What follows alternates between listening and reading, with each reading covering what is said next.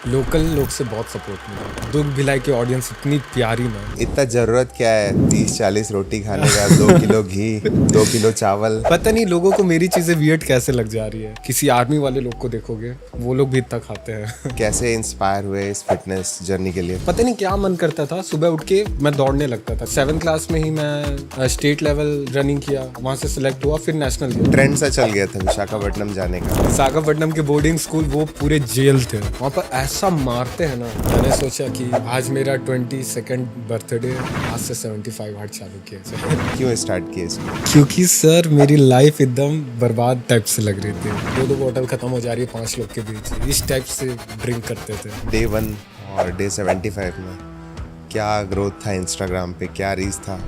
75 सबसे last day में क्या स्पेशल किया जाए, पब्लिक क्यूरियस थी। मैं पूछा कि रायपुर तक दौड़ो क्या? सबने सपोर्ट दिखा दिया, बोले कि हाँ भाई दौड़ो। रनिंग करना चाहिए या फिर जिम करना चाहिए या फिर योगा? ये तीनों आपके लाइफ में इम्पोर्टेंट है, बट आप आज के असल में ये तीनों को कैरी नहीं कर सकते। मैंने देखा कि बहुत सारे लोग इसके रीच को बूस्ट करने के लिए गलत सलत वीडियोस भी बना रहे हैं। 6 महीना 1 साल का टारगेट रखते हैं, स्ट्रिक्ट डाइट लेना चालू कर देते हैं, जिसके बावजूद भी उनको रिजल्ट नहीं मिलता है, तो वो गलत चीज़ों पे उनका ध्यान जाने लगता है। नमस्कार दोस्तों, तो आज के पॉडकास्ट में फिर से स्वागत है आपका। तो हम छत्तीसगढ़ के उन लोगों से आपको मिलाते हैं जो अपने मेहनत और मैडनेस से छत्तीसगढ़ को बदल रहे हैं और अपना भी नाम रोशन कर रहे हैं। सो आज हमारे स्टूडियो में मौजूद हैं सूर्य प्रताप सिंह। ये बल्किंग के वीडियोस बनाते हैं। एक साथ 40-50 रोटी, 2 किलो घी, 4 किलो चावल खा जाते हैं। छत्तीसगढ़ के बैकुंठपुर के चर्चा से बिलोंग करते हैं, BIT के 4th ईयर में हैं और इतने कम टाइम में इन्होंने मसल ब्लेज, स्विगी ऐसे बहुत सारे बिग ब्रांड्स के साथ काम किया हुआ है। सो आज हम लोग इनसे मिलने वाले हैं, बहुत सारे टॉपिक से बात करने वाले हैं, शायद आप लोगों को भी काम आ जाए जो ऑलरेडी एक कंटेंट क्रिएटर हैं। सो मिलते हैं सूर्य प्रताप सिंह से और काफ़ी सारे चीज़ों पे बातें करने वाले हैं।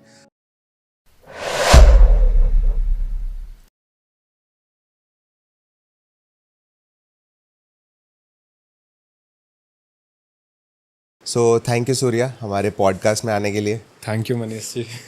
सो फाइनल ईयर में टाइम आपको कैसे मिलता है ये सब चीज़ों को करने के लिए? इंजीनियरिंग में फाइनल ईयर में ही टाइम मिलता है ये सब चीज़ें करने के लिए, क्योंकि हम लोग देख लीजिएगा most of the student 3rd year के मतलब कि 6th सेमेस्टर से कॉलेज जाना बंद ही कर देते हैं। हाँ, बंद कर देता है। और फाइनल ईयर में तो सिर्फ सीटी और एग्ज़ाम्स देने ही जाते हैं और अपना प्रैक्टिकल वगैरह हो गया उसके लिए जाते हैं। हाँ। तो मेरे पास आज के डेट में थोड़ा अच्छा खासा टाइम है कॉलेज में रहते हुए। इतना ज़रूरत क्या है 30-40 रोटी खाने का, 2 किलो घी, 2 किलो चावल? अगर आप देखोगे कि मेरे को लोग बोलते हैं कि मैं फिटनेस इन्फ्लुएंसर हूँ और 30-40 रोटी खाता हूँ। हाँ। मतलब कि और उसी की वजह से मैं वायरल भी हो गया। बट ये है, अगर रियलिटी देखोगे तो फिटनेस इन्फ्लुएंसर्स लोग को इतना व्यूज़ नहीं आता है। व्यूज़ सबसे ज़्यादा आता है इंटरटेनिंग फील्ड में, या फिर कुछ वियर्ड या यूनिक हो। वियर्ड या भी यूनिक करे। पता नहीं लोगों को मेरी चीज़ें वियर्ड कैसे लग जा रही है। अगर आप, मैंने ये चीज़ें अपने एक रील में भी बोली थी कि अगर आप किसी आर्मी वाले लोग को देखोगे और किसी पुलिस भर्ती वाले लोग को, वो लोग भी इतना खाते हैं। तो वही चीज़ें मैंने ट्राई की, क्योंकि मैं डेली 15 किलोमीटर दौड़ता हूँ, 10 किलोमीटर दौड़ता हूँ, तो उसके टाइप से खाता भी हूँ। ऑब्वियस सी बात है 25 रोटी खाना अच्छी बात नहीं है, बट 15 रोटी मेरा एवरेज रहता था, तो 25 रोटी खाने के लिए थोड़ा सा एफर्ट कर लेता था। तो ये आप प्लान कैसे करते हो? मतलब ये एक दिन पहले प्लान हो जाता है या फिर हॉस्टल में जो बन रहा है वो खाना है? जो बन रहा है वही खा लेता हूँ। थोड़ी पास्ट लाइफ भी इससे रिलेट करती है, क्योंकि मैं प्राइवेट हॉस्टल में रहा हूँ। मतलब कि बहुत ट्रॉमेटाइजिंग जगह थी वो। मैंने अपना बचपन जहाँ पर बिताया है। कहाँ पे? विश्रामपुर में Carmel Okay. Convent, ICSC school था, कार्मल कॉन्वेंट। वहीं पर पास में एक प्राइवेट हॉस्टल था जहाँ पर बहुत गलत टाइम बिताया मैंने। क्या था वहाँ पे? ऐसा कुछ बैड हैबिट्स हो गए थे या फिर? बैड हैबिट्स नहीं, एक्चुअली क्या है कि मैं क्लास 5 से क्लास 8 तक इस विश्रामपुर में पढ़ा था, ICSC स्कूल में। तो वहाँ का इन्वायरमेंट बहुत गंदा था। मतलब कि मैं क्या बताऊँ, बुलिंग से भी बुरी चीज़ें हुई है मेरे साथ, लाइक रैगिंग वगैरह? रैगिंग से भी बदतर चीज़ है। बहुत, वो टाइम मेरे लिए ट्रॉमेटाइजिंग था। अगर आप ये यूट्यूब में डालोगे तो मैं वो चीज़ें बोल भी नहीं सकता जो मैं करने जा रहा था। ऐसी चीज़ें हो गई थी मेरे साथ, बट कोप अप किया, ढीठ बने रहे, ढीठ ढीठ लोगों का ही आगे जाके कुछ हो पाता है, मेरे को ऐसा लगता है। कैसे इंस्पायर हुए इस फिटनेस जर्नी के लिए? मेरे हॉस्टल जाने का रीज़न ही यही था कि मैं एक कोल माइन एरिया से बिलोंग करता हूँ, SACL कोल माइन साउथ। चर्चा। हाँ, चर्चा कॉलोनी कोल माइन से। नॉर्मली अपने भिलाई रायपुर तरफ के लोग नहीं जानते हैं, बैकुंठपुर, विश्रामपुर। नहीं जानते हैं उधर, बट वो एक कोल माइन एरिया है, तो वहाँ का एरिया थोड़ा सा बिगड़ा हुआ रहता है। क्या है कि बहुत गलत गलत टाइप के नशे होते हैं। मेरे मम्मी पापा मेरे को नहीं चाहते थे कि मैं वहाँ रहूँ, क्योंकि पढ़ाई लिखाई करता तो रहने देते मेरे को अपने साथ, बट मैं बचपन से ही घर से निकल जाता था स्कूल से आकर स्पोर्ट्स खेलने के लिए। स्कूल से आया, कपड़े के बैग में अपने शूज़ डाले, टांगा और साइकिल लेके निकल लिया। तो क्लास 4 तक यही चला। तो फैमिली वाले लोगों ने डिसाइड किया कि इसको बोर्डिंग स्कूल में भेज दिया जाए। Then I went to boarding school ICSC। फिर वहाँ पर भी मैंने स्पोर्ट्स खेलना नहीं छोड़ा, और 7th और 8th क्लास में नेशनल किया मैं। पता नहीं क्या मन करता था, सुबह उठ के मैं दौड़ने लगता था। क्लास 6 से रनिंग स्टार्ट किया हूँ मैं, और 7th क्लास में ही मैं स्टेट लेवल रनिंग किया, वहाँ से सिलेक्ट हुआ। फिर नेशनल गया ओपन में 200 मीटर रेस में, और डिस्कस थ्रो में ही। डिस्कस थ्रो आपको पता है? हाँ हाँ प्लेन हाँ, फेंकते हैं। उसको फेंकने का इंस्पिरेशन मेरे को एक ऐड से मिला था। आप स्पाइस मोबाइल जानते हो, हाँ कीपैड हाँ, वाला? स्पाइस यूज किया हमने। उसका एक ऐड आता था, मेरे सपनों की सवारी है, ऐसे करके।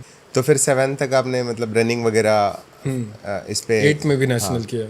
अच्छा। और उसके बाद ये बात पता चली घर में कि मैं अभी भी खेल कूद रहा हूँ, तो क्लास 9 से मेरे को विशाखापट्टनम भेज दिया गया। तो ये सब खेलना तो अच्छी बात है ना, मतलब ये बुरी नहीं, बात? अब पेरेंट्स लोग का तो यही है कि भाई एक सिक्योर लाइफ हो मेरे बेटे के पास, ये रिस्क वाली चीज़ें क्यों करना कि इसको दिन भर खिलाते रहो। क्या गारंटी है कि आगे जाके स्पोर्ट्स में ही अपना कुछ कैरियर लगा ले। सेटल होगा कि नहीं? हाँ, तो उन्होंने भेज दिया विशाखापट्टनम। वो जगह तो पूरी जेल थी भाई। विशाखापट्टनम के बोर्डिंग स्कूल वो पूरे जेल थे। मेरे को याद है, मेरे भी काफ़ी फ्रेंड्स, उस टाइम ट्रेंड सा चल गया था विशाखापट्टनम जाने का। विशाखापट्टनम, हाँ। ये क्या, मैं मेरे ख्याल से ये 2013 से, मतलब ये 2018 के आसपास, इस टाइम पे बहुत ट्रेंड था ये विशाखापट्टनम में स्कूलिंग का, बोर्डिंग हाँ, और वहाँ की स्टोरीज मैंने सुनी है, मतलब लोग क्या क्या वहाँ करते हैं। से। आपको ऐसा लगता है ना कि टीचर्स वगैरह मार नहीं सकते बच्चों को, आप ना वहाँ पर रहोगे ना तब आपको पता चलेगा। वहाँ पर ऐसा मारते हैं ना, क्योंकि सब कुछ एकदम टाइटली पैक्ड है। स्टार्टिंग में गर्ल्स हॉस्टल है, बीच वाला बिल्डिंग स्कूल है, उसके बाद बॉयज़ हॉस्टल, और ये तीनों एक बाउंड्री के अंदर है, इसके बाहर कहीं नहीं जाना है। और इसी बाउंड्री के अंदर ना ही स्टूडेंट के पास फ़ोन है, ना ही कुछ, बाहर से कोई कांटेक्ट नहीं कर सकते। वहाँ कैसा लाइफ था? वहाँ पर अच्छी लाइफ थी, वहाँ पर रिस्ट्रिक्शन बहुत थे, डिसिप्लिन तो बहुत सीख गया था मैं, तो डिसिप्लिन में रहता था, और मार भी बहुत खाए।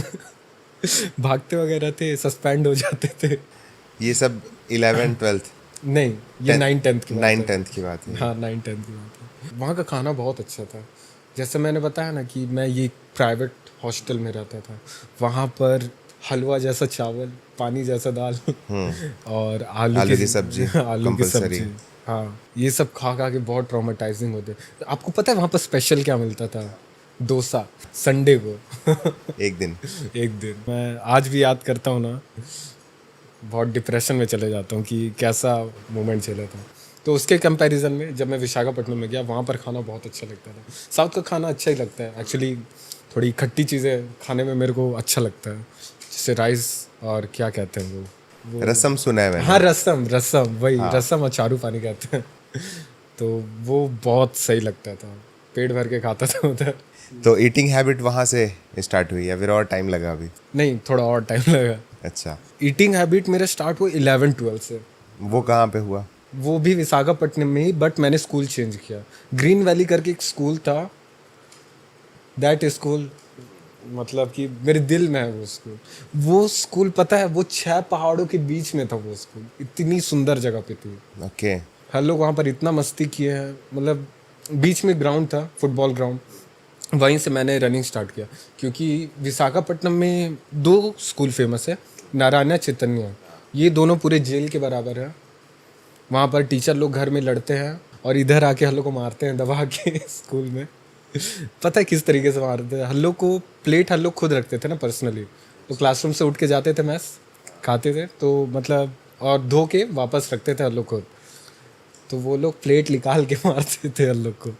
टीचर्स इतना डेंजरस मारते ऐसा भी होता है मतलब? थे। हाँ अभी भी होता है या फिर अभी बंद हो गया हाँ होगा? होता होगा, किसको पता चल रहा है। फोन वगैरह उधर कोई नहीं रखता है।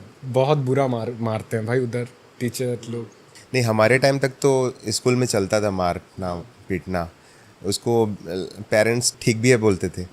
बट अभी तो अगर किसी स्कूल में ऐसा होता है तो पेरेंट्स पहुंच जाते हैं। होता है नारायणा चैतन्य में होता है। 11th-12th में मैं ग्रीन वैली करके एक कॉलेज है, मैं मतलब कि 11th-12th के लिए 11th-12th के लिए ग्रीन वैली ककात्या पब्लिक स्कूल।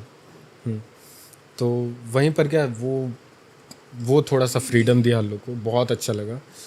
हम लोग वहाँ पर पहाड़ में दौड़ दौड़ के चले जाते थे। वहाँ के पहाड़ों में हम लोग का कोशिश था कि हर पहाड़ के ऊपर एक झंडा लगा के आए। हाँ, झंडा तो था नहीं अपने पास, बेडशीट लगा के आ जाते थे एक निशानी दिखाने के लिए कि हम लोग इस पहाड़ पे चढ़े थे। ऊपर से जगदलपुर वाले लड़के वहाँ पर पढ़ने के लिए आते थे, तो वो तो एकदम ट्रैकिंग में आगे जगदलपुर वाले लड़के लोग उन्हीं लोग अप्रोच करते थे। हमारा एडिटर प्रकाश ये जगदलपुर से हैं। प्रकाश वो समझते होंगे। फिर देन फिर वहाँ पर से मेरे को अपॉर्चुनिटी मिली रनिंग वगैरह करने की। और साउथ में ना बहुत भयानक कंपटीशन रहता ओपन में, ओपन एथलेटिक्स में। मैं गया, मैं स्टेट लेवल क्रॉस ही नहीं कर पाया, ना ही 200 मीटर रेस में, ना ही डिस्कस थ्रो में। बहुत भयानक कॉम्पिटिटर आते हैं भाई। और इन लोगों के साथ आपको पता है साउथ में ना कबड्डी का बहुत क्रेज है। एक लड़के का पता है, उन लोग इतना डेंजर खेलते हैं ना। गवर्नमेंट स्कूल वाले साउथ के लोग बहुत डेंजर कबड्डी खेलते हैं। लोग रिप्स वगैरह तोड़ देते हैं। मेरे आँख के सामने तोड़े थे। तो वहाँ का स्पोर्ट्स कल्चर भी देखा, हर कोई एकदम स्पोर्ट्स में पागल रहता है, एकदम दिल से लेता है कोई भी अगर वो स्पोर्ट्स खेल रहा है। आइदर वो रनिंग हो, आइदर वो फुटबॉलर हो, आइदर कबड्डी प्लेयर, एकदम हाईली डेडिकेटेड वो स्पोर्ट्स के लिए। तो वहाँ से मेरे को थोड़ा लिबर्टी मिला। वहाँ पर भी स्टेट लेवल तक मैंने स्पोर्ट्स वगैरह खेला। और उसके बाद डेली रनिंग करता था। मेरे को बहुत सारे लोग ना इंस्पिरेशन लेते थे। फुटबॉल ग्राउंड है, मैंने एक टाइम उसका 60 चक्कर लगा दिया था। हाँ अकेले, मतलब 2 घंटे तक कंटिन्यूस रनिंग कर रहा था। फुटबॉल ग्राउंड के आउटर का 60 चक्कर लगा दिया था पूरे। मेरे प्रिंसिपल सर लोग भी, मतलब कि मम्मी लोग ना ऑब्वियसली प्रिंसिपल सर, ये वाइस प्रिंसिपल सर लोग को कॉल लगा के हालचाल पूछते हैं। वो लोग बताते थे मेरे घर में पढ़ाई वगैरह ठीक ही कर रहा है, लेकिन फिजिकल एक्टिविटी बहुत अच्छा है, कुछ ना कुछ करते रहता है, अच्छा खेलता है, डेली सुबह उठ के दौड़ लगाता है। ऐसे करके तारीफ़ करते तो बहुत अच्छा लगता था। तो रनिंग और डिस्कस के अलावा भी और कोई स्पोर्ट्स या फिर यही दोनों? हाँ सब खेलता हूँ मैं सब, वॉलीबॉल, बास्केटबॉल, फुटबॉल। फुटबॉल में गोल कीपर हूँ, बास्केटबॉल में बस पास करता हूँ, उतना एक्यूरेसी नहीं है मेरे पास। तो लाइक आप बचपन से ही इतने हाई एनर्जी एथलेटिक्स हाँ के हाई हो? एनर्जी, एकदम हर जगह कूदते रहना मेरे को तो ये ऐसा क्यों है? लाइक ऐसा कुछ जेनेटिक्स है या फिर चर्चा के लोग ऐसा करते हैं? जेनेटिक्स हो सकता है, क्योंकि ना ही मेरे दादाजी का पेट निकला था, ना ही मेरे पापा का पेट निकला है, और ना ही मेरा टमी वगैरह आता है। तो ये है थोड़ा सा जेनेटिक्स मेरे में, एकदम हाइपर एक्टिव रहता हूँ हर वक्त। आप फिटनेस के लिए सब कुछ कर रहे हो, है ना? आपकी चीज़ें चल रही है, आप दौड़ भी रहे हो, फिर ये वीडियो बनाने का आइडिया कहाँ से आया? एक्चुअली क्या है, जब मैं 11th-12th में रनिंग करता था ना अपने ग्राउंड में, वहाँ पर थोड़ा सा लिबर्टी था। वहाँ पर ना लड़का लड़की, हाँ ये चीज़ भी, वहाँ लड़का लड़की बात नहीं कर सकते थे, बहुत गंदा मारते थे भाई। एक पीटी टीचर मैम, वो लड़कियों को मारती थी, वो तो इवन पीटी सर भी मारता था लड़कियों को, ऐसे बाल वाल पकड़ के नील डाउन करा के थप्पड़ मार देता था। ओके। 9th-10th में। तो 11th-12th में थोड़ा सा लिबर्टी था उधर, अच्छे से थे, बहुत बहुत अच्छे से रहते थे लड़का लड़की लोग, बातचीत वगैरह सब बढ़िया। तो मेरे को ना इनकरेज करती थी, एक अकाउंटेंट की मैम थी, बहुत सुंदर थी वो वो मेरे को हमेशा इनकरेज करती थी ना कि वाह सूर्या दौड़ो। तो वो लोग मेरे को इनकरेज करते थे ना, बाप रे। इवन मैं 20 राउंड्स दौड़ा हूँ ग्राउंड का, उसके बावजूद पता है लास्ट में मैं 2 राउंड फुल स्पीड में लगा रहा हूँ। मतलब कि ऐसा सीन था। तो मतलब कोई मेरे को इनकरेज करता था ना, लोग मेरे को देखते थे, तो मेरे को और मोटिवेशन मिलता था। तो 2020 में मेरा 12th कंप्लीट हुआ। मैं ये समझ गया था कि लोग मेरे को इनकरेज करते हैं, वो भाई मेरे को और बूस्ट देता है। तो उसके बाद 2020 मार्च को एग्ज़ाम ख़त्म हुआ। आई थिंक 22 को लॉकडाउन लग गया लॉकडाउन लगा, ये गेमिंग पबजी का क्रेज़ बढ़ गया, वीडियो वगैरह बनाते थे, मेरा भी एक चैनल था ऐसे ही पबजी खेलते हुए। तो उसमें से मैं एडिटिंग करना सीखा था। मैं देखा कि फ्रेम कटिंग क्या होता है, मतलब कि क्लिप कटिंग, फ्रेम लगाना, स्लो मोशन करना, ऐसे बीच बीच में इफेक्ट्स लगाना। फोन पे ही। हाँ, फ़ोन पे। तो वही सब करता था, सीख गया थोड़ा सा उसमें से। सो आप इतनी रनिंग करते हैं, डिस्कस थ्रो भी करते हैं, है ना, इतनी हाई एथलेटिक चीज़ें करते हैं, अब उसको आप वीडियो पे रिकॉर्ड करने का कैसे सोचते हैं? इसके लिए तो स्ट्रगल किया हूँ मैं थोड़ा हमेशा फ़ोन लेके घूमता था, ट्राइपॉड लेके ऐसे ही अपने पॉकेट में फंसा के, जहाँ मौका मिलता था फ़ोन ट्राइपॉड रिकॉर्डिंग में रख देता था, उसके सामने अपनी चीज़ें करना, फ़ोन ट्राइपॉड को हाथ में पकड़ के दौड़ते रहना। तो इस तरीके से मैंने खुद को शूट किया है। बहुत सारे लोग, मतलब जहाँ मैं जिम जाता हूँ वहाँ भी बहुत सारे लोग हैं फिटनेस वाले। अच्छा, वो आप ये पूछे कि मैं स्टार्ट क्यों किया? हाँ, क्यों स्टार्ट किया इसको? क्योंकि सर मेरी लाइफ एकदम बर्बाद टाइप से लग रही थी। कॉलेज में? हाँ, कॉलेज में। आप समझ रहे हैं मैं किस बारे में बात कर रहा हूँ। मतलब कि बहुत ज़्यादा ऐसे ग्रुप में रहता ना, सबको चैलेंज कर देता, भाई मेरे को कोई नशा दिला के दिखा दो भाई, तेरे भाई को नशा नहीं चढ़ता है। 2-2 बॉटल ख़त्म हो जा रही है 5 लोग के बीच, 3-3 बॉटल ख़त्म हो जा रही है, इस टाइप से ड्रिंक करते थे। ये कॉलेज में तो चलता है। कॉलेज में चलता है, मतलब कि पता, घर वालों को भी पता थी कि मेरी ख़राब आदतें हैं। पैसा देने के लिए नहीं करते थे मेरे को, कुछ भी ज़रूरत है बेटा तो क्यूआर भेज दे, हर लोग पे कर दे रहे हैं, नहीं ज़बरदस्ती पैसे मांगता था, मतलब समझ रहे हो। और मेरे घर वाले जानते थे कि ये पैसा लेगा तो वही बुरी की हरकतें करेगा, ये सब चीज़ का कोई फ़र्क ही नहीं पड़ता था मेरे को। बीआईटी कॉलेज बहुत रेप्यूटेड है, मतलब रेपुटेटेड है। बट आजकल क्या सभी कॉलेजेस में ऐसा हो रहा है? हमारे टाइम पे तो थोड़ा सा कम होता था, अच्छा बट सर, आजकल मैंने खुद सिखाया 2-3 लोगों को अपने कॉलेज में, लेकिन मैं थोड़ा सा गलत लड़का था उस टाइम तक।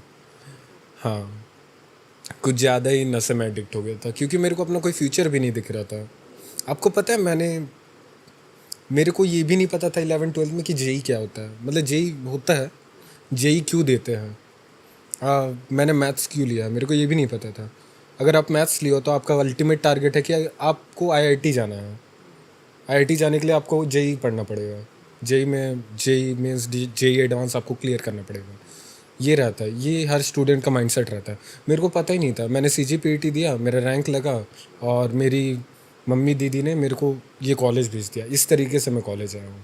बट बीआईटी तो सबसे पहले फिल होता है ना छत्तीसगढ़ में, तो रैंक तो अच्छा ही रहा होगा। हाँ, रैंक था अच्छा था, फिर क्योंकि मैं मैथ्स स्टूडेंट था ना। हाँ, मेरे को मैथ्स बहुत पसंद था, बट यहाँ का पढ़ाई वढ़ाई देख के, कि सिविल टफ है, इंजीनियरिंग का सबसे हार्ड सब्जेक्ट है इलेक्ट्रिकल, उसके बाद मैकेनिकल और सिविल आता है। आई थिंक सीएस इंटरेस्टिंग है और प्रैक्टिकल है थोड़ा सा। हाँ, सीएस को हार्ड नहीं बोल सकते, बट नॉर्मल सब्जेक्ट है। ये सिविल, मैकेनिकल, इलेक्ट्रिकल, ये तो बहुत टफ सब्जेक्ट्स रहते हैं। तो मैं ले लिया सिविल, और सारी चीज़ें एकदम ऊपर ऊपर से ना जाने लगी मेरे। बस प्रैक्टिकल में ही अच्छा रहता था, सिविल में तो वही पूरा सीमेंट मिट्टी ये सब से काम का प्रैक्टिकल देना पड़ता है लोग को।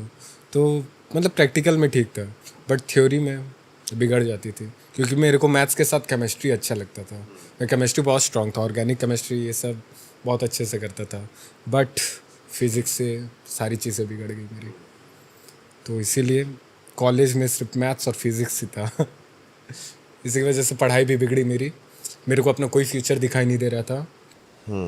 फिर मैं सोचा कि भाई घर कुछ तो प्रोडक्टिव किया जाए, रोया गाया, एक आईफोन 13 सेकेंड हैंड घर वाले लोग से खरीदा है मैं। ऐसे ही उस टाइम भी प्लान नहीं था कि वीडियोस वगैरह बनाऊंगा, गेम खेलने के लिए। गेम वो पबजी वगैरह है ना, आईफोन में बहुत अच्छे चलते थे। फिर मेरे को पता चला कि वीडियो वगैरह बहुत अच्छा शूट कर लेता हूँ मैं, एडिटिंग भी बहुत अच्छा कर ले रहा हूँ, नॉर्मल डिसेंट टाइप का।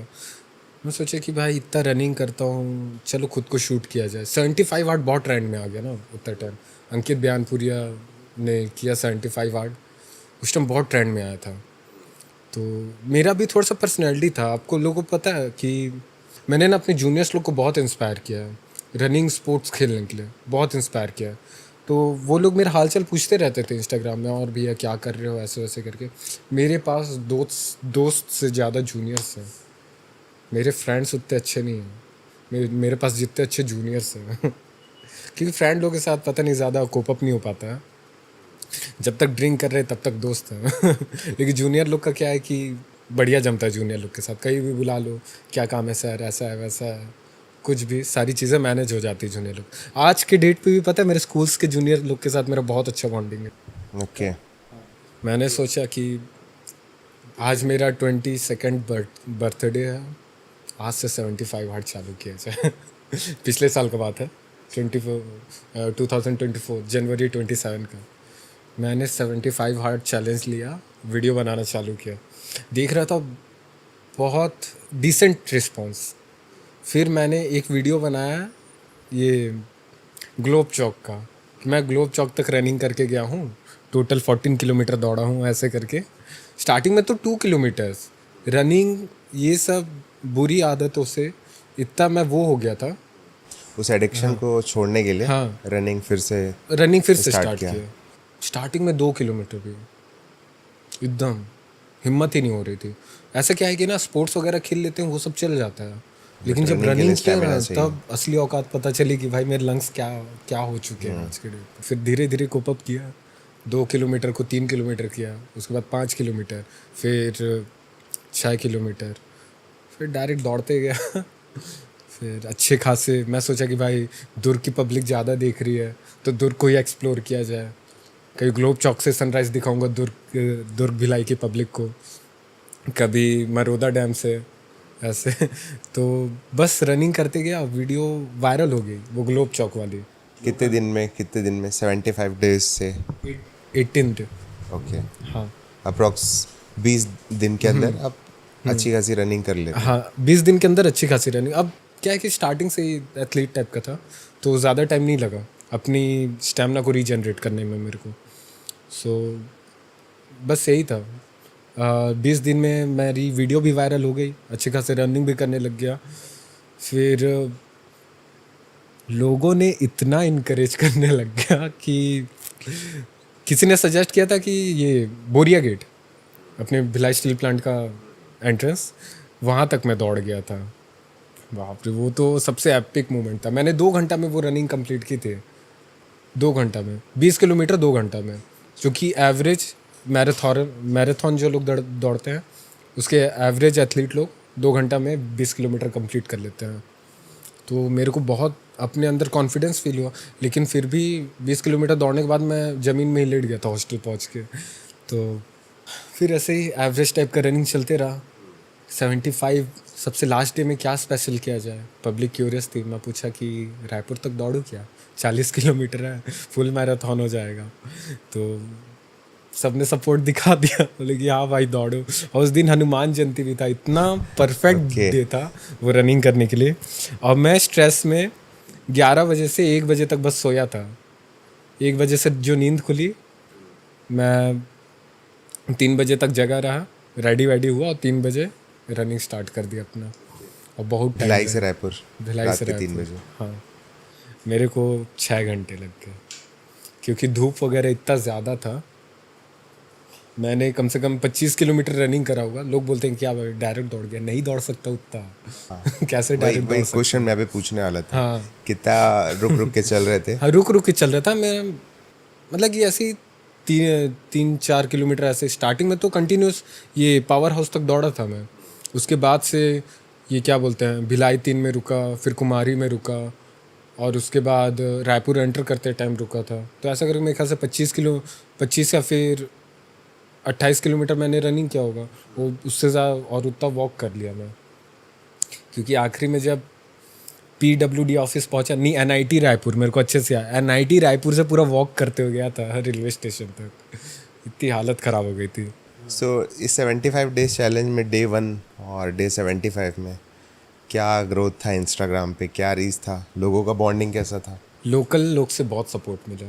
दुर्ग भिलाई की ऑडियंस इतनी प्यारी ना, इतनी प्यारी ऑडियंस, बहुत सपोर्ट मिला उन लोग से, बहुत खुश था। 4000 फॉलोवर में ही 4000 फॉलोअर्स हो गए थे तो बहुत अच्छा लगा था उस टाइम। इंस्टाग्राम में पहला जो हिट चैलेंज था वो 75 डेज था। देन फिर उसके बाद क्या? उसके बाद चीज़ें नॉर्मल चलने लग गई। मतलब हाँ, मतलब कि अपना रनिंग वगैरह का दिखाते रहता था। मेरे को ना एक्चुअली ना रनिंग को कोई ना उतना ज़्यादा दिखाता नहीं। रनिंग मतलब कि सिर्फ मैराथन दौड़ने वाले ही रनिंग करते हैं ऐसे करके, जबकि फिट रहने का सबसे बेस्ट ऑप्शन रनिंग ही है आपके पास। वो बात अलग है कि आप ओबेज हो, ओवरवेट हो, रनिंग करोगे तो घुटने वगैरह में प्रॉब्लम आ जाएगी। पहले वेट कम कर लो, उसके बाद रनिंग स्टार्ट करो। तो रनिंग करना सबसे बेस्ट चीज़ है फिट रहने के लिए। मेरे को तो ये मेरा यही मानना है।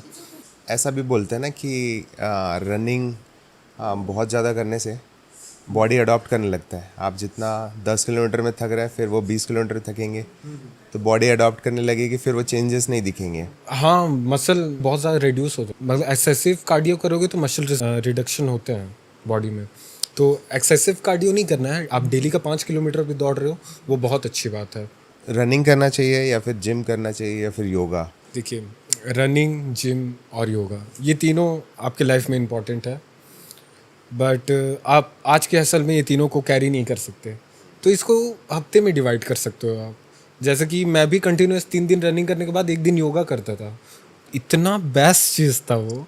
या फिर आप इसका अपोजिट कर सकते हो, जो कि और बेस्ट है।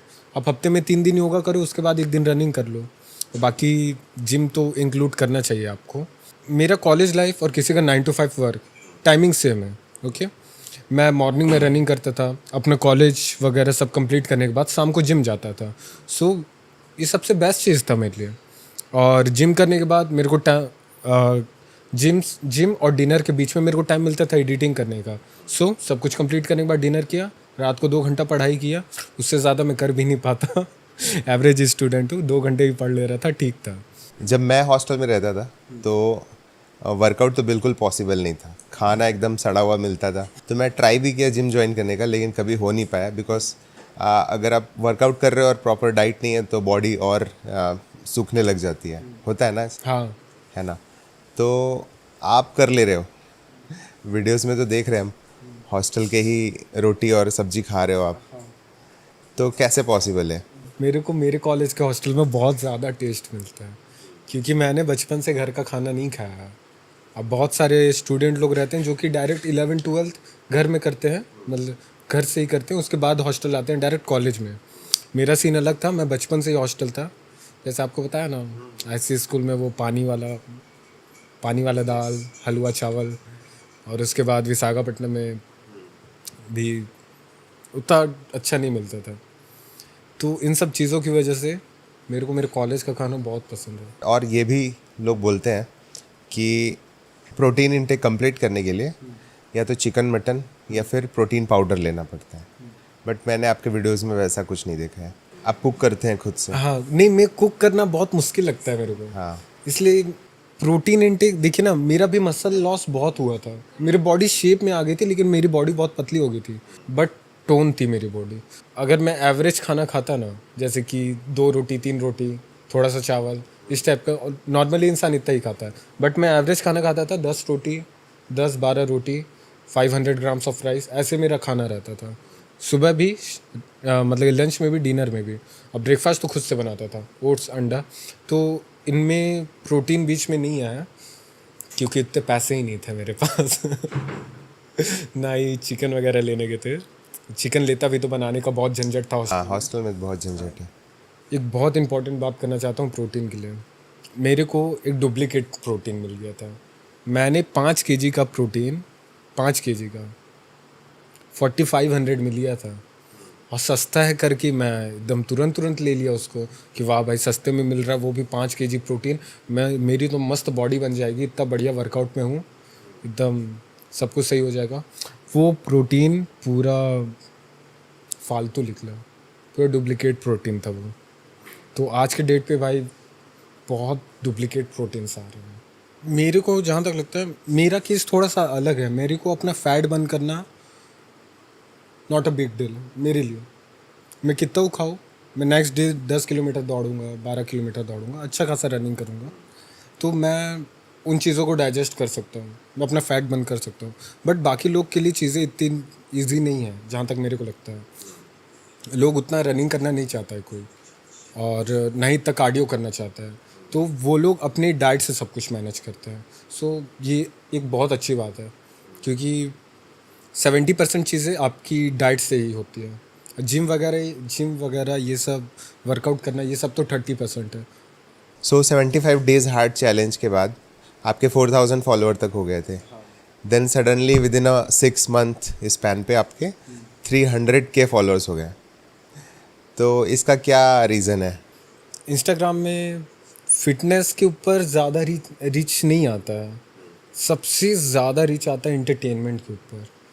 तो मैंने थोड़ा सा फिटनेस और इंटरटेनमेंट को मिक्स किया और लोगों को ये चीज़ बहुत एपिक लगी कि मैंने कैसे फिटनेस में मतलब बल्किंग और उसको इंटरटेनमेंट जोड़ दिया कि भाई मैं 30 रोटी खा रहा हूँ, 1 किलो 2 किलो चावल खा ले रहा हूँ। तो ये चीज़ों लड़कों को बहुत क्यूरियोसिटी लगी कि ये भाई क्या कर रहा है। मतलब कि सब ऑलमोस्ट बहुत से लोग खाते भी हैं, लेकिन ये हॉस्टल का खाना खा रहा है।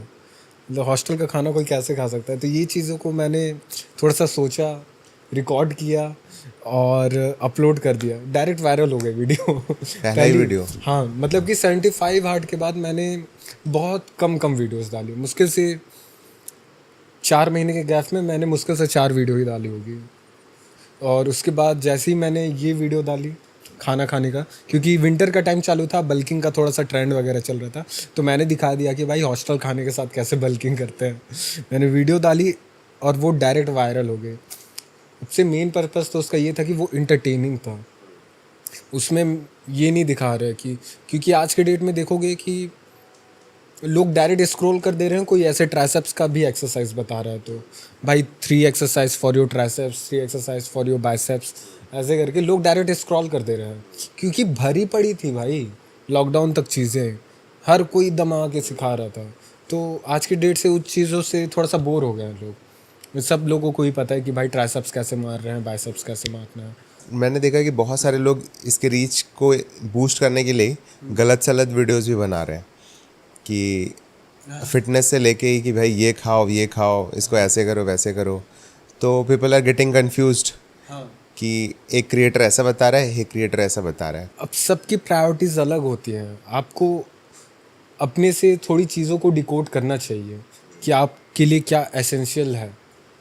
सबकी बॉडी अलग है, सबकी बॉडी अलग वर्क करती है। तो और एक चीज़ और है कि ना, चीज़ों फिटनेस इंडस्ट्री में ना चीज़ों को बहुत ज़्यादा कॉम्प्लिकेटेड कर दिया गया है, जो कि इतना ज़्यादा कॉम्प्लिकेटेड है नहीं। जैसे so complicated in the sense कि लोग अनएक्सपेक्टेड अनरियलिस्टिक गोल सेट कर लेते हैं। यंगस्टर्स खास करके, भाई मेरे को 2 साल में बॉडी बना, 2 साल भी नहीं, इवन वो लोग 6 महीना 1 साल का टारगेट रखते हैं। ठीक, एकदम स्ट्रिक्ट डाइट लेना चालू कर देते हैं, जिसके बावजूद भी उनको रिजल्ट नहीं मिलता है। तो वो गलत चीज़ों पे उनका ध्यान जाने लगता है। इन सब चीज़ों से चीज़ें थोड़ी कॉम्प्लिकेटेड हो जाती हैं। आप एकदम स्ट्रिक्ट डाइट में रह के भी आपका अगर ऐसा फिजिक वगैरह नहीं आ पा रहा है तो थोड़ा सा डीमोटिवेशन फील होता है। इससे अच्छा है नेचुरली अगर आप बॉडी बना रहे हो तो आपको एटलीस्ट 5 साल तो अच्छा ही 5 साल तो लगना ही है एक अच्छी फिजिक बनाने के लिए। आप चुपचाप मम्मी के हाथ का खाना खाओ, अपना प्रोटीन इंटेक कंप्लीट करो, अपने बॉडी का डबल प्रोटीन लो, अच्छी खासी मसल मास बढ़ाओ और उससे बिल्ड करो। That's it. और मेरे साथ जो स्कैम हुआ है वो मैं नहीं चाहता कि किसी और के साथ हो, कि 5 किलो प्रोटीन 4500 में मिल रहा है आप लोगों को। मैं तो खुशी ले लिया था कि कम से कम 2.5-3 महीने फ्री। पता चला कि ये तो नकली प्रोटीन है। स्टोर्स वगैरह से लेना सबसे बेकार चीज़ है। ऑनलाइन भी बहुत सारी फर्जी वेबसाइट आ गए हैं प्रोटीन के लिए। तो मेरा भरोसा तो मसल ब्लेस भी है। मेरे से हर कोई पूछता है कि भाई कौन सा प्रोटीन लेना चाहिए, कौन सा क्रिएटिन लेना चाहिए। मैं सीधे सजेस्ट करता हूँ कि भाई आप मसल ब्लेस का ही लो। इसीलिए नहीं क्योंकि मैं उनका एथलीट हूँ, ये तो बिल्कुल रीज़न नहीं है। क्योंकि मेरे साथ जो स्कैम हुआ है ना सस्ते के चक्कर में, कि मैंने 4500 गवा दिए 5 किलो प्रोटीन लेने में, मैं नहीं चाहता कि ये किसी और के साथ हो। मैं उसको बोलता हूँ भाई तू 1 महीना पॉकेट मनी मत बचा, तू 3 महीना पॉकेट मनी बचा और तू अच्छा प्रोटीन खरीद। मसल ब्लेज अच्छा है, और भी तेरे को अच्छा मिल जाता तो तू ले ले अच्छा। लेकिन भाई सबसे बेस्ट मैं जो सजेस्ट कर रहा हूँ वो मसल ब्लेज आप ले सकते हो। अगर कोई आपके वीडियोस देख के या फिर अपना फिटनेस जर्नी स्टार्ट करना चाहता है और एक रियलिस्टिक गोल लेके जिम जाना चाहे तो किन किन चीज़ों का ध्यान रखना है उसको? जिम मेरा प्राइमरी गोल नहीं है, मतलब कि फिटनेस तो प्राइमरी चीज़ ही होती है। तो मेरी प्राइमरी चीज़ों में जिम नहीं आता है, मेरी प्राइमरी चीज़ों में आता है रनिंग। तो जैसा मैं बता रहा हूँ कि सबके अलग अलग पर्सपेक्टिव रहते हैं। किसी को अगर कोई नॉर्मल जॉब करनी है, वो फिट रहना चाहता है अपने लाइफ में, तो वो जिम कर सकता है। जैसे कि मेरे गोल्स कुछ अलग हैं। अगर मैं आगे जाके पुलिस वगैरह भर्ती दूंगा, एसआई की जॉब के लिए अप्लाई करूंगा, या फिर एसएससी की जॉब के लिए अप्लाई करूंगा, तो ये सब में फिज़िकल फिटनेस मांगता है। इसीलिए मैं रनिंग को थोड़ा प्रीफर करता हूँ, ताकि फिज़िकल टेस्ट में मेरे को कोई इश्यू ना हो जाता। इसलिए मैं सिर्फ रनिंग को प्रायोरिटाइज़ करता हूँ, बस यही रीज़न है। और अगर कोई जिम जाना चाहता है तो उनको किन किन की पॉइंट्स का ध्यान रखना चाहिए? अच्छे से वार्म अप करना है सबसे पहले तो। स्टार्टिंग लाइट वेट से करो, अपनी कैपेबिलिटी पहचानो, अपनी स्ट्रेंथ को पहचानो, फिर उसको धीरे धीरे बढ़ाओ। आप यहीं पर 2 लड़के लोग को खड़ा कर दीजिए जो महीने में एक बार सिर्फ 50 पुशअप किया है, और वो लड़का जो हर दिन 2 Daily पुशअप करता करता है। हाँ, आपको क्या लगता है कौन मुक्का मारेगा तो गिर जाएगा? ऑब्वियसली जो डेली 2 पुशअप करता है। आपने बहुत कम टाइम स्पैन में बहुत हार्ड हिट किया है। बहुत सारे क्रिएटर्स देखते हैं हम फिटनेस पे, जो भी जिम जा रहा है फ़ोन ट्राइपॉड लेके जा रहा है ना, लोगों का वर्क नहीं करता है। कौन कौन से की पॉइंट्स हैं जो फिटनेस क्रिएटर बनना चाहता है? देखिए, मेरे वायरल होने का रीज़न ये था कि मैंने ट्रेंड सेट किया था। एक्चुअली मेरे को फॉलो करके बहुत सारे लोग वीडियो बना रहे थे, तो ऐसे में आपकी ग्रोथ बहुत ज़्यादा बढ़ जाती है।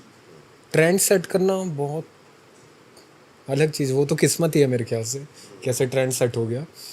बट मेरे को भी नहीं लगता कि अगर मैं सिर्फ और सिर्फ फिटनेस में रहता तो मेरे को इतना ग्रोथ मिल पाता, क्योंकि फिटनेस इंडस्ट्री में नहीं है उतना रीच। जैसे रिस्पेक्टफुल 2 मिलियन वाले, 2.5 मिलियन वाले, वो लोग बहुत रिस्पेक्टफुल पीपल हैं।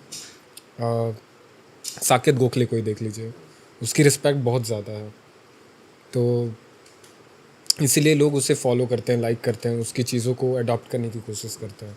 बट वो भी फिटनेस के अलावा डेली डेली लाइफ भी दिखाता है। लाइक कहीं फॉरेन भी गया तो वहाँ के उसके पापा जापान में वर्क करते थे, तो वो वहाँ के कल्चर्स को जानता है। और जापान से सबसे ज़्यादा स्ट्रिक्ट रूल्स फॉलो करने वाले तो नहीं है भाई। बहुत उन लोग की चीज़ें बहुत सिस्टमेटिक रहती हैं, इसीलिए साकेत गोखले इतना चीज़ों को सिस्टमेटिक रख पाता है। वो सीखा है जापान से। तो क्या क्या चीज़ें लोग ऐड कर सकते हैं, अपनी यूएसपी ढूंढ सकते हैं? इसके लिए क्रिएटिव होना पड़ेगा। जैसे आज के डेट पे मैं भी कंटेंट ढूंढता हूँ थोड़ा सा, कि मतलब कब तक मैं रनिंग वाले वीडियोस डालते रहूँगा, कब तक खाने वाला Evolution। हाँ, थोड़ा थोड़ा ना चीज़ों में मसाला डालना पड़ेगा। और उसका सबसे बेस्ट तरीका है कि आप ट्रेंड्स के साथ चलो। ट्रेंड के साथ बीच बीच में ट्रेंड्स आते रहते हैं, आप उस ट्रेंड को फॉलो करते जाओ और अपनी ग्रोथ बढ़ाते जाओ। बस यही कर सकते हो आप। सिर्फ फिटनेस में नहीं रहना, सिर्फ जिम को अपनी पूरी लाइफ नहीं बना लेना। कुछ लोग रहते हैं, मैं पता है देखा हूँ, एकदम जिम जिम करते रहेंगे, दिन रात जिम, सुबह जा रहे हैं, दिन में 2 बार जिम जाते हुए मैं देखा हूँ किसी किसी को। तो होता है, देखे हमने भी। मतलब भाई इतना क्यों करना है?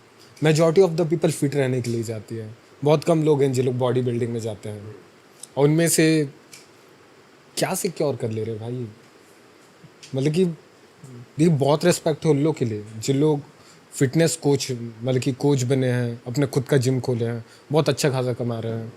बट कुछ लोग सिर्फ ऐसे छोटे मोटे कंपटीशन में जाते हैं, अपना पूरा टाइम लगा के ना, दिन भर ट्रेन कर रहे हैं, एकदम हार्ड मील खा रहे हैं, एकदम स्ट्रिक्ट मील खा रहे हैं, दिन भर जिम कर रहे हैं, बॉडी बना रहे हैं, और ऐसे छोटे मोटे कंपटीशन में जाने के लिए। सो आप अपने वीडियोस वगैरह सारे खुद एडिट करते हो? खुद ही करता हूँ। कैसे टाइम निकालते हो? और वॉइस ओवर वगैरह कैसे करते हैं? वॉइस ओवर में बहुत दिक्कत जाता है। कम से कम मेरे को 1 घंटा वीडियो एडिट करने में जाता है, तो 1.5 घंटा वॉइस रिकॉर्डिंग करने में। एक्चुअली मैं वीडियो पहले एडिट कर लेता हूँ, उसके ऊपर मैं वॉइस ओवर करते जाता हूँ, तो बहुत टाइम लगता है उन चीज़ों को सेट करने में। मैं सोच रहा हूँ कोई एडिटर हायर करूँ, बट टीम रखना मेरे को अच्छा नहीं लगता। थोड़ा सा अभी जब तक चीज़ें खुद ब खुद कर सकता हूँ कर रहा हूँ। एडिटिंग में कोई टिप्स ट्रिक्स आप अगर शेयर करना चाहते हो? एडिटर अपने पास रखना भाई, कोई एडिटर हायर कर लेना, आपका बहुत टाइम बचेगा। अब मेरे को आता है, मेरे को एडिटिंग आता है ना, इसलिए मैं किसी और से करवाने का मन नहीं करता है मेरे को।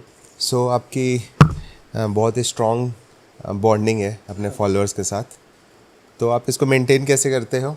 मैं बहुत खुशकिस्मत हूँ कि भाई मेरे इतने सारे अच्छे फॉलोअर्स हैं। मेरे को हेट वगैरह कभी नहीं मिला। मेरे को जितने भी हेट्स आते थे ना, मैं देखता था कि लोग मेरे को अनफॉलो नहीं करते थे, मतलब कि जो लोग फॉलो करते थे उनका हमेशा से पॉजिटिव कमेंट आया मेरे को।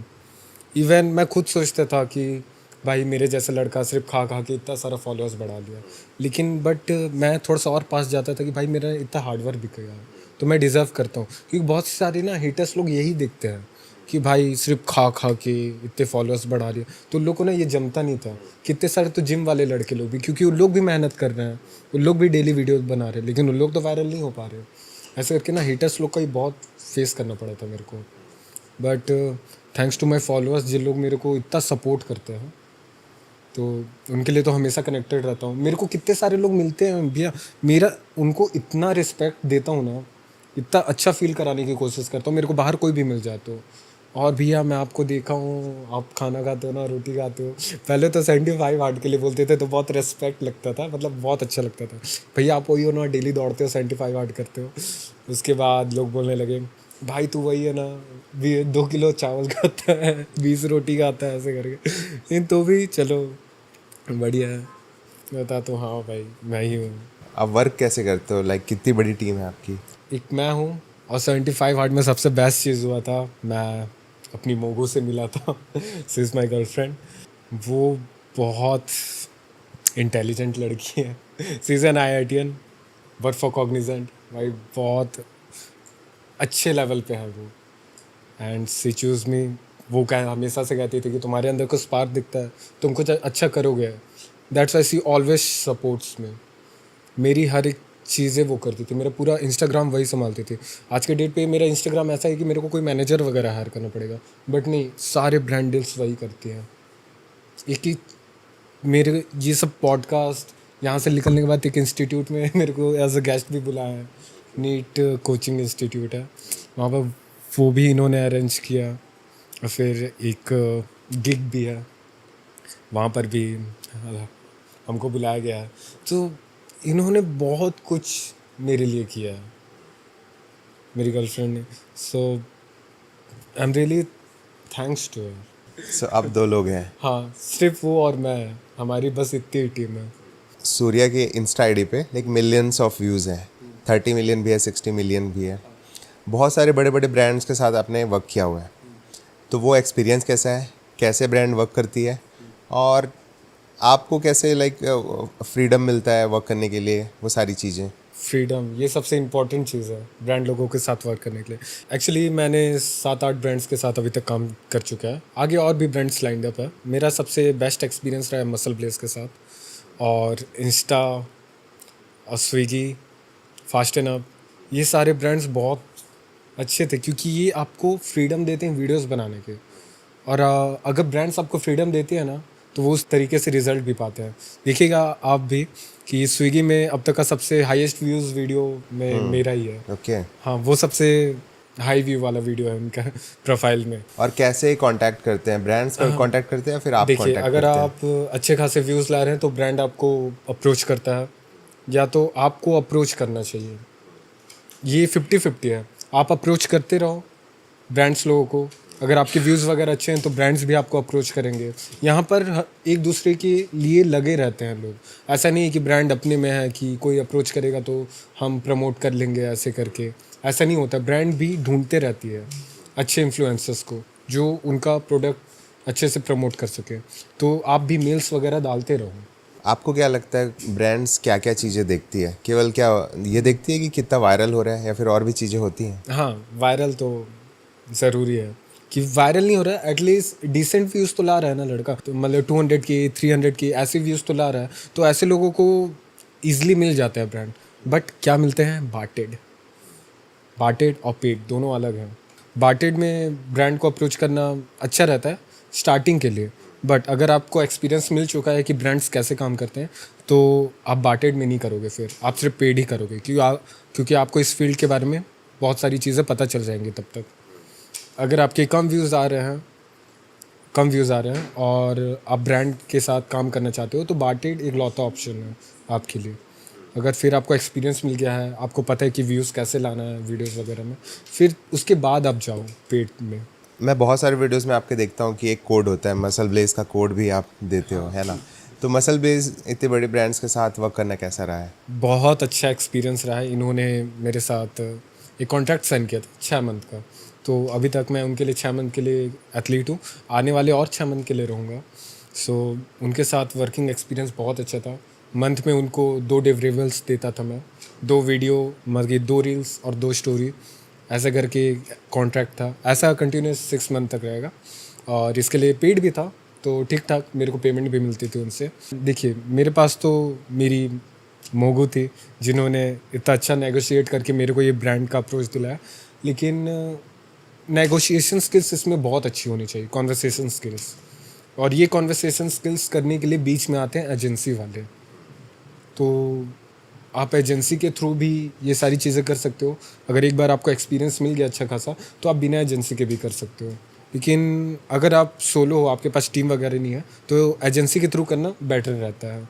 ये सारी चीज़ें आप कर रहे हैं सोशल मीडिया पे, प्लस कॉलेज भी कर रहे हैं, ये सब में फैमिली का सपोर्ट सिस्टम होना कितना ज़रूरी होता है? फैमिली का सपोर्ट सिस्टम बहुत ज़रूरी है भाई। आपके में कौन सपोर्टिव है, मॉम या डैड? बचपन से I was surrounded by women's only. मेरी मम्मी, मेरी 2 बहन, तो मैं इनसे ही सराउंडेड था, बहुत सारी चीज़ें सीखा मेरी मम्मी मेरे को एक अच्छा खासा वेल सेटल्ड लड़का देखना चाहती थी, इसलिए हमेशा मेरी पढ़ाई में ही उन्होंने फोकस करवाया, स्पोर्ट्स वगैरह खेलने नहीं दिया। बट फिर भी चीज़ें करते गया मैं। मम्मी ने बहुत सपोर्ट किया पढ़ाई कराने के लिए। आज मैं इस जगह पे हूँ, वो भी सिर्फ मम्मी की वजह से हूँ, अपनी बहनों की वजह से, कि इन्होंने मेरे को एटलीस्ट डिग्री लेने तक के लिए तो फोर्स किया। वरना मैं 12th के बाद रहता कोई प्राइवेट जॉब करते रहता। मैं बहुत थैंकफुल हूँ कि उन्होंने मेरे को इतना इनकरेज किया कि भाई एटलीस्ट मैं इधर आके अपनी डिग्री कंप्लीट कर रहा हूँ। मेरी फैमिली इनकम उतनी ज़्यादा नहीं है, बट मेरी मम्मी और दीदी कोशिश करते रहते हैं कि इसको कोई प्रॉब्लम ना हो, इसे हम पॉकेट में नहीं देते रहें, इसकी फ़ीस भरते रहें।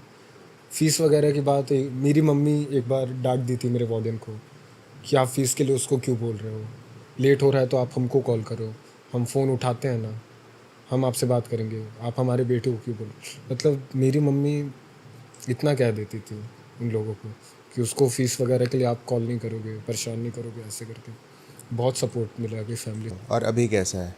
अभी तो बहुत अच्छा हो गया है। मेरी दोनों बहनें वेल सेटल्ड है, एक इंजीनियर है, अच्छी खासी जॉब कर रही है, एक MBBS कर रही है, वो भी उनका भी PG स्टार्ट होने वाला है अभी।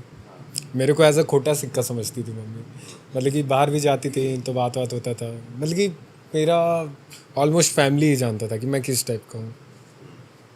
ये कुछ सक्सेस मतलब कि कुछ प्रोग्रेस करने से पहले कैसे नहीं, बेटी लोग हैं, अच्छा कर रही हैं, बेटा भी कुछ कर लेगा तो सुकून मिल जाएगा मेरे को, बाकी मैं बेटियों से खुश हूँ ऐसे करके। फिर जब मैंने कुछ चीज़ें प्रोग्रेस की तो मम्मी बहुत ज़्यादा खुश हो गई, एकदम खुश हुई। बोलती हैं कि तुमको जितना ही पैसा आता है तुम जमा करो, ऐसे करके तुम मेरे से पॉकेट मनी डेली लेते रहा करो, तुमको कोई ज़रूरत नहीं अपना पैसा खर्च करने की, तुम मेरे से पॉकेट मनी लेते रहना बेटा, ऐसा करके। आज के डेट में मेरे को उनको बोलना भी नहीं पड़ता कि मम्मी पॉकेट मनी दे दो, वो खुद डालते हैं मेरे को पॉकेट मनी। तो खुशी इस बात की नहीं रहती कि पैसे आ रहे हैं, खुशी इस बात की होती है कि मम्मी दीदी लोग को पैसा भेजने में कोई प्रॉब्लम नहीं होता है। मेरे को प्रॉब्लम पहले भी नहीं था पैसा भेजने में, लेकिन उस पैसे का मैं क्या करूँगा ना, ये सोच के मम्मी दीदी लोग बहुत परेशान रहते थे। बट चीज़ें सुधारी।